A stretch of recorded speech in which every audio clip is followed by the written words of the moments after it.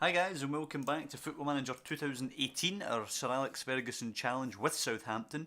It's the final day, we're away at Spurs. As you can see down here we're still sitting in 17th place, but what does that mean? Does that mean we still need a result? Well, if we actually look at the table, we are 7 points above the drop, so no, we are safe. Everton, Palace and Brighton all going down. Everton rooted to the bottom, only 24 points, had a shocking season clearly. Chelsea look to be the champions. Arsenal United, probably not Arsenal, they're 6 goals behind Chelsea. Chelsea away at Brighton though know that a point will be enough for them to win the title. But yeah, in terms of us, we are safe. So I said last time I wanted a shock victory away at Man City, at home to Chelsea to tell you about, and we got it. By God did we get it. If we have a look here at how it went down, Shane Long with a 66th minute penalty and then Ryan Bertrand with a 74th minute goal. If we look at the statistics in this one, we actually played so well. Look at that, 13 shots to Chelsea's 4, 9 on target to just their 3. Chelsea were terrible in this game, and I don't know if they're bottling it for the title maybe, because they came, if they would have took a point from us, they would already be champions. Now they go away to Brighton, who are the only, one of the only 3 teams sitting below us in the table. They're in 18th place, and they're obviously trying to win the title there, but we're trying to sign off against Spurs at Wembley in a positive fashion. Spurs currently sitting 5th. They can't go up to the top 4. They're bloody hell, they're 21 behind Liverpool, but they are a couple of points ahead of some teams behind them, so they'll be needing a victory today to ensure they get European football, and we'll be trying to upset the apple cart. So, I mean, I can't argue with the team that beat Chelsea, can I? So it'll be Forster, Roncalia, Wesley, Van Dijk, El Abdelawi, Bertrand, Davis, Lamina, Ward-Prowse, Gaitan and Shane Long.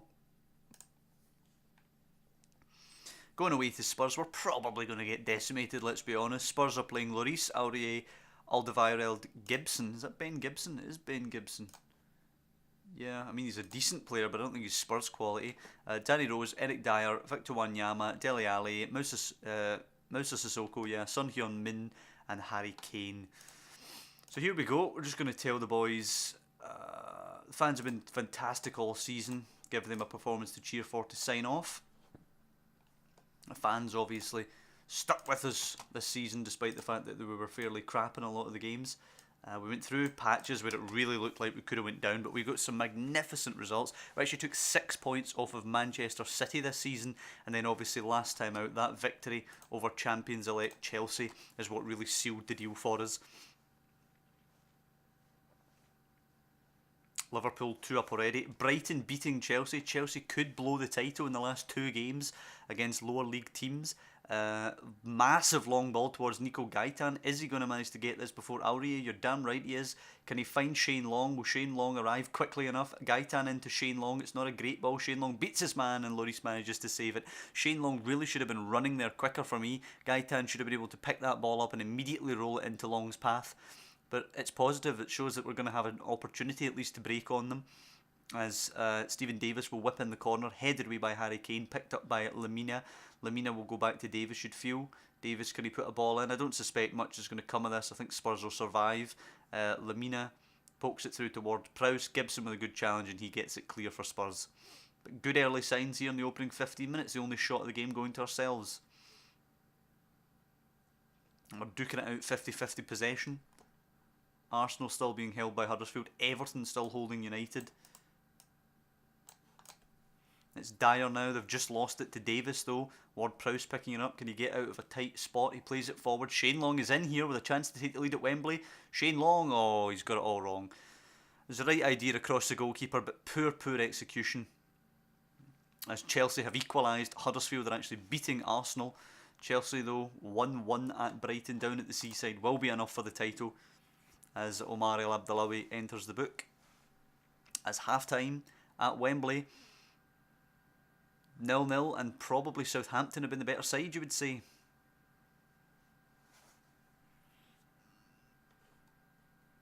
A point here will be a nice way to sign off. I wouldn't argue with that at all. Happy with your performance, guys.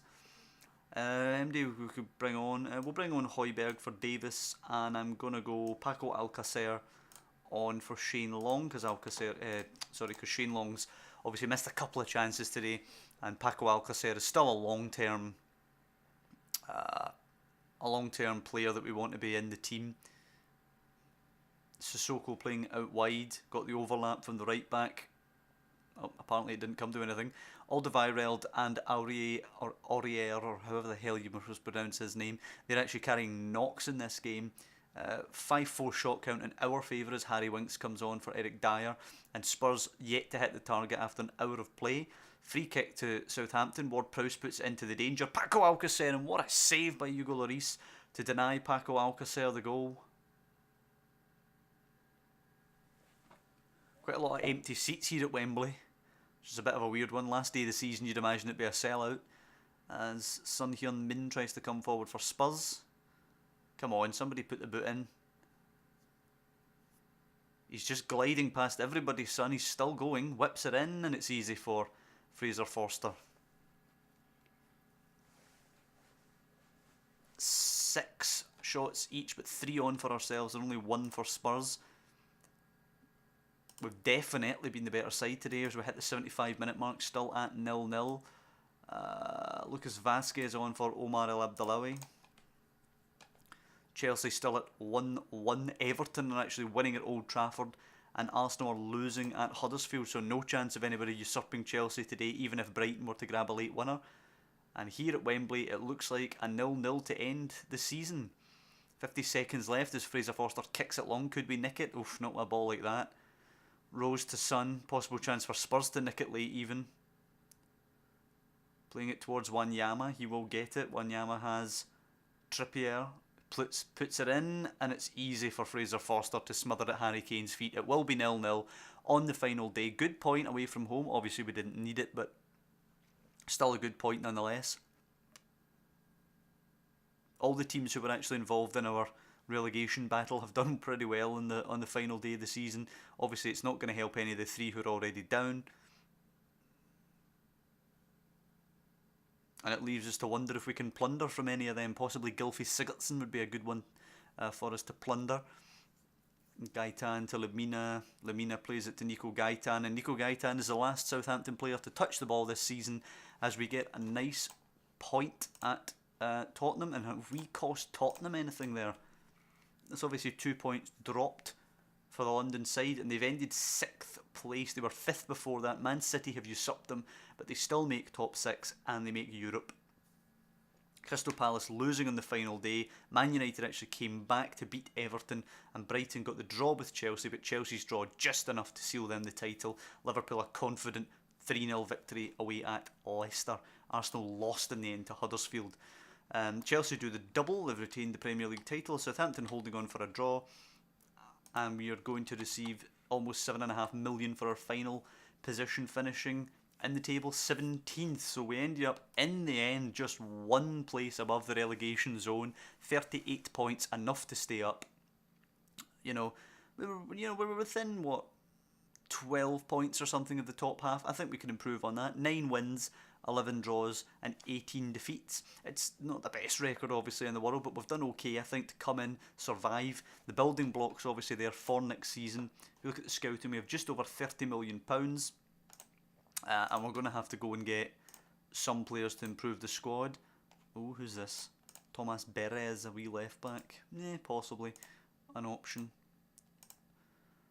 So I think what we're going to have to look at is maybe some big squads who are going to be selling some of their players, or perhaps some surplus to requirements from big squads, or maybe even the best players from squads. Pardon me, like Everton's squad, for example, who are going down, of course. I mean, just for example, right now, just something I'm scanning over there. I see Key, who's a pretty good player, isn't he? Worth £10 million. We can scout him. Maybe he's not quite good enough for the Premier League level. I see Danny Drinkwater there at Chelsea, who's obviously a good player. We could maybe bring him in, go into that midfield. Just sort of looking at it right now, and really a lot of teams will still be looking at players to add to this transfer list. Marcos Llorente, of course, rated very, very highly. Real Madrid player, only going to cost 3.2 if we pick him up. So there's a lot of stuff to do, but this is going to be it for the season 1 of the Sir Alex Ferguson Challenge. A wee 10-minute video to end, just a nice 0-0 with Spurs, a decent enough result there.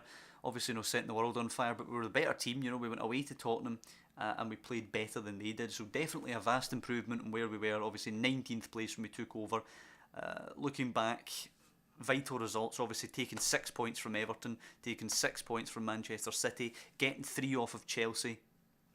At St Mary's, obviously massive results, and in the end we stayed up comfortably, even though it didn't look like we were going to for a while. If we look at our last few fixtures, we've actually gone on a real good run of form. They were unbeaten in our last 1, 2, 3, 4, 5, 6, 7, 8. Our last 8 we were actually unbeaten, so that's a massive run of form there, picking up 1, 4, 7, 10, 11, 12, 15, picking up 16 points there.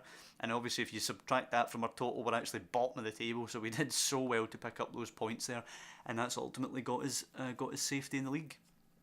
So I hope you guys have enjoyed this. It's something a bit different, a sort of Netflix style binge release that I've done obviously for the Sir Alex Ferguson stuff. I think maybe try and get a season of this out once a week, just released like this, all in the one whack, kind of that sort of Netflix binge watch fashion. It lets me just play through the season at my own leisure, where there's, I mentioned before, I think it's a bit stop-start sometimes playing like the Rangers or the Milan series, so it's just a good bit of fun that I can really get my teeth into in 1 or 2 sittings.